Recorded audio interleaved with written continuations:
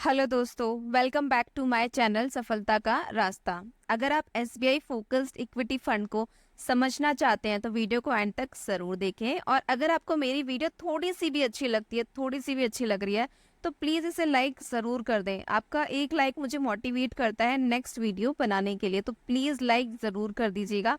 आप मेरे चैनल पर पहली बार आए हैं तो प्लीज़ मेरे चैनल को सब्सक्राइब कर दीजिए। प्लीज़ प्लीज़ सब्सक्राइब कीजिए।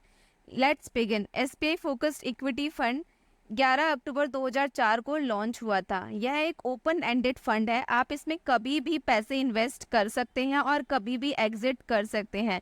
इस फंड की स्ट्रेटेजी को समझते हैं। डोमेस्टिक इक्विटी में 90.88% आपका पैसा इन्वेस्ट होता है, जिसमें 50.05% पैसा आपका लार्ज कैप के स्टॉक्स में इन्वेस्ट होता है, 20.89% पैसा आपका मिड कैप के स्टॉक्स में इन्वेस्ट होता है, 3.43% पैसा आपका स्मॉल कैप के स्टॉक्स में इन्वेस्ट होता है और 0.66% पैसा जो आपका रहता है वो कॉर्पोरेट बॉन्ड्स में रहता है और 0.66% पैसा आपका गवर्नमेंट सिक्योरिटीज में रहता है।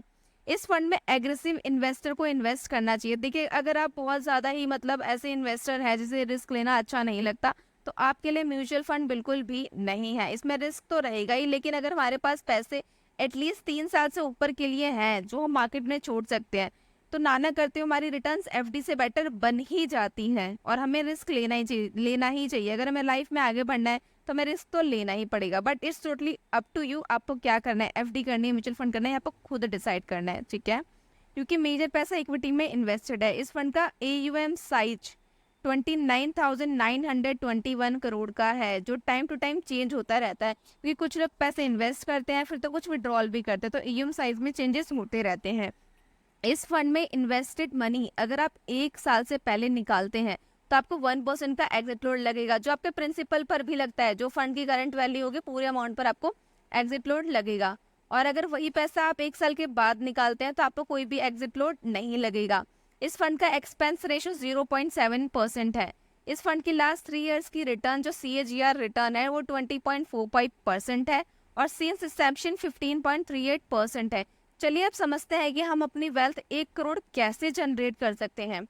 अगर आप इस फंड में मात्र 500 रुपये महीने की SIP चलाते हैं अगले 37 साल के लिए। आप सोच रहे होंगे 37 ही कैसा नंबर सिलेक्ट किया है। ये मैंने इस चीज़ को ध्यान में रखते हुए क्या है कि एक मिडिल क्लास पर्सन अगर पैसे सेव करना चाह रहा है, पैसे भी कम सेव करे और 1 करोड़ का उसका कॉर्पस भी जनरेट हो जाए, तो इससे मैंने पूरी कैलकुलेशन करी है, उसके बाद ही ये फिगर डिसाइड करी है। 37 साल के लिए अगर आप पैसे इन्वेस्ट करते हैं तो आपका जो पैसे की वैल्यू है, मैं यहाँ पे अज्यूम कर रही हूँ 15% का ही रिटर्न जो ये सिंस इंसेप्शन देता रहा है ना, जब कम देगा ना ज़्यादा देगा, तो 1 करोड़ से ऊपर की आपकी वैल्यू क्रॉस कर जाएगी। चलिए इसे डिटेल में समझते हैं। 500 रुपये महीना आपने इन्वेस्ट किया अगले 37 साल के लिए, तो टोटल आपने 2,22,000 रुपये इसमें इन्वेस्ट किया। रिटर्न आपको 15% के हिसाब से 98,03,320 रुपीज़ की बन गई। फाइनल जो इसकी मेच्योरिटी वैल्यू रहेगी वो 1,25,320 की रहेगी। तो ऐसे आप मात्र 500 रुपये महीने का सेव करके इन्वेस्ट करके 1 करोड़ का कॉर्पस जनरेट कर सकते हैं। आई होप आपको वीडियो अच्छी लगी होगी। अगर वीडियो अच्छी लगी होगी तो प्लीज़ प्लीज़ मेरे चैनल को सब्सक्राइब कर दीजिए। मुझे मुझे इससे मोटिवेशन मिलती है। और एंड में थैंक्स फॉर वॉचिंग।